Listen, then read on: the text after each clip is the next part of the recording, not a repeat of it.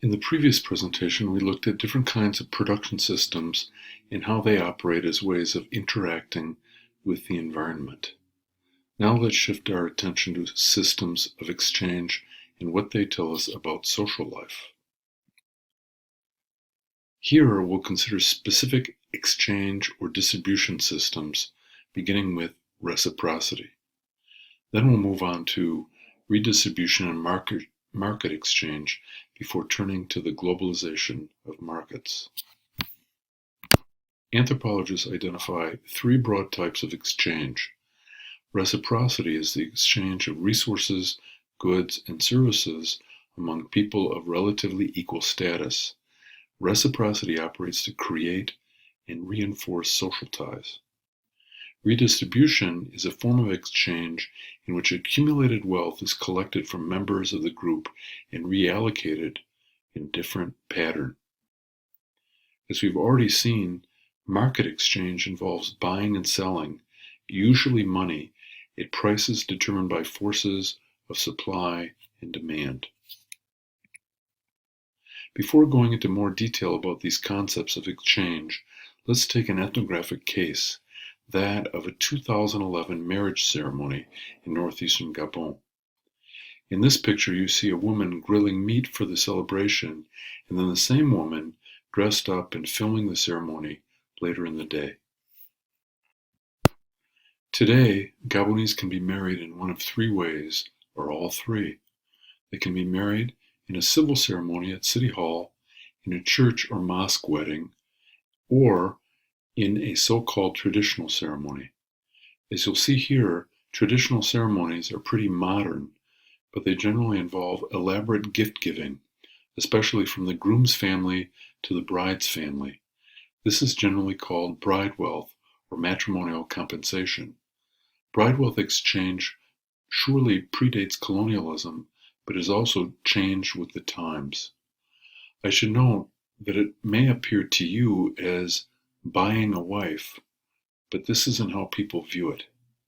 Instead, marriage is seen as an alliance between the groom's kin group and the bride's kin group. This social alliance is formalized and strengthened by matrimonial compensation. It's also the case that today, couples may delay the bridewealth ceremony for many years, as you'll see here. In this photo, the women from the bride's group charge an entrance fee to the groom's party.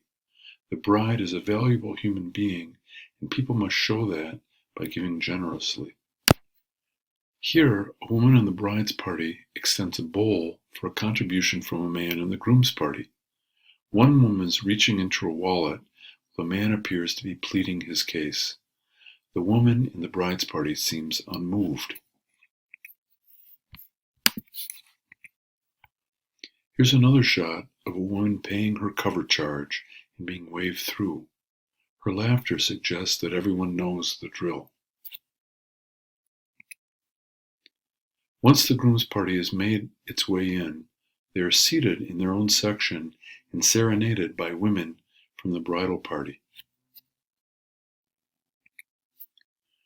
Here, an elder representing the groom's party holds a handful of bills as he prepares to make an initial offer of bride wealth. During the colonial period, money replaced traditional iron currency that was locally produced and designed specifically for matrimonial compensation. Here, you see a range of different styles of iron bridewealth currencies from southern Cameroon and northern Gabon. These were given singly or in bundles and made in the image of iron spear points or tools. In this sense, they symbolize the productivity of marriage. Here you see more images of Fang and Kwele bridewealth currencies still used in the early 20th century. Kwele Manjong took the form of an anchor. Again, these objects were used exclusively as matrimonial compensation. They have long since been replaced due to the decline in iron metallurgy in the region and the introduction of money. In addition to currency, the groom's party also gives a large quantity of material goods, food, salt, drinks, cloth, tools, cookware, etc. Today these goods are purchased in the marketplace. In the past, they were produced locally or obtained via trade. Here's a close-up of the Bridewealth on display. Starting from the left, you can see cartons of frozen food, stacks of canned drinks, a bag of rice with cloth and large bundles of matches on top, a sack of onions, plastic jugs of red wine, 2 axes, over a dozen bottles of liquor, a large metal pot, suits for the bride's father and brother, and the cash. The bride's parents look on with great seriousness. After the initial Bridewealth offer, the bride's father responds. He explains that the couple has been together for many years and has had 7 children. Can't the groom's family show more respect for their daughter by giving more? Meanwhile, the groom's party follows the proceedings. They don't seem to be enjoying this part. In the middle of the ceremony, 2 expatriate workers pass by and look on with considerable curiosity. Both the imported Bridewealth goods and the presence of these expatriates suggest that this traditional ceremony is taking place in global Gabon. After the groom's party has made a second offer, the bride's party withdraws in consultation. This time, a younger male relative in the bride's party exhorts the groom's group to make more of an effort. Now the groom's party retreats to talk things over. The groom's party's leader digs a little deeper to make one final offer. He asks the bride's party to accept that he's giving everything the group had managed to assemble. Finally, people celebrate as the offer is provisionally accepted. The bride's party makes it clear that it expects the groom and his family to keep on giving. As many Gabonese put it, Bridewealth is never fully paid. Nonetheless, there's a general sense of relief over the successful negotiations. Now the bride can be brought out. She's been waiting on this out of sight. The bride is brought out by her mother and kin. She has money in her mouth, symbolizing wealth. Women in her group offer congratulations. The bride must signal her acceptance. To do so, she kneels before her father and gives him the Bridewealth currency. Then she gives a folded length of printed cloth to her mother.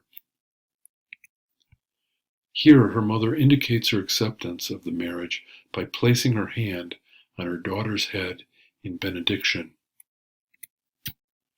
As I noted earlier, it may take a long time for a couple to amass the resources to formalize their marriage through Bridewealth exchange.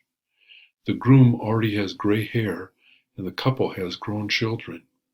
Nonetheless, this ceremony is seen as an important stage in their social success. It also unites both families behind the marriage. Finally, the food is served. Gosh, that took a long time. We're hungry. Even though money and imported goods brought in the market Even though money and imported goods bought in the marketplace are used here, this Bridewealth exchange should be seen as an example of reciprocity. These gifts serve as a token for the loss of a daughter who will now contribute to her husband's household and family. We can define reciprocity as the giving and taking of objects without the use of money or other media of exchange, and can include sharing, gift-giving, hospitality, or barter. As the Bridewealth ceremony illustrates, a key purpose of reciprocity is to create and maintain important social relationships. Think of the people you exchange gifts with on certain holidays or birthdays, for example. You could even say that these gift exchanges create your social relationships. They're a map of the people you're closest to. Anthropologists recognize three types of reciprocity: generalized, balanced, and negative. In generalized reciprocity, people give with no expectation of return. When the Juwasi, for example, kill a large animal, such as a giraffe, everybody eats. The hunting party expects nothing in return, but will of course benefit another day when the women bring home gathered food or someone else brings home meat. In the picture, we see Baka pygmies from Cameroon sharing out honey they have gathered in the forest. This is an example of generalized reciprocity. In balanced reciprocity, the donor expects a gift of equal value. Again, Bridewealth exchange is an example of balanced reciprocity.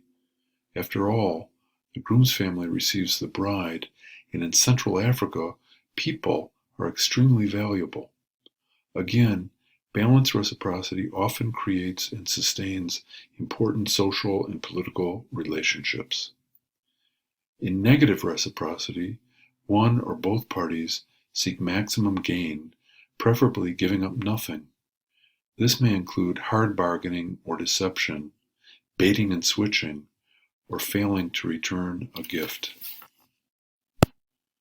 Invitations to feasts are a common form of balanced reciprocity, as illustrated by the killing of a pig on the island of Tana in the nation of Vanuatu.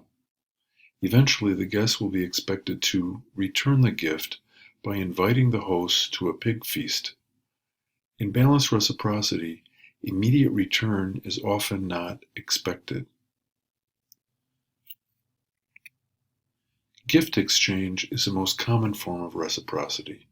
Here in Narada, Japan, two men formally exchange gifts before an important festival. According to Marcel Mauss, gift-giving builds social relations by creating obligations. One must give, which creates the obligation to receive the gift and to return a gift now or at a later date. These obligations serve not only to distribute resources, but also to create the relationships that enable society to operate. Each type of reciprocity is associated with certain kinds of social relationships, including the degree of social distance. Social distance indicates the degree to which cultural norms specify that two individuals or groups should be helpful to, intimate with, or emotionally attached to one another. In the U.S., we're expected to practice generalized reciprocity with our children and perhaps our elderly parents. These are intimate relationships, and we give no expectation. Each type of reciprocity is associated with certain kinds of social relationships, including the degree of social distance. Social distance indicates the degree to which cultural norms specify that two individuals or groups should be helpful to, intimate with, or emotionally attached to each other. In the U.S., we're expected to practice generalized reciprocity with our children and perhaps our elderly parents. These are intimate relationships, and we give with no expectation of return. Market transactions are not considered reciprocity. In most cases, we do not build relationships with cashiers in big box stores, and certainly not with the people behind the computers at Amazon.com or your credit card company. We are assumed to be pursuing our own interests and trying to get the most for our money. But when the seller and buyer are friends or relatives, it's difficult for them to disentangle their economic transaction from their personal feelings for one another.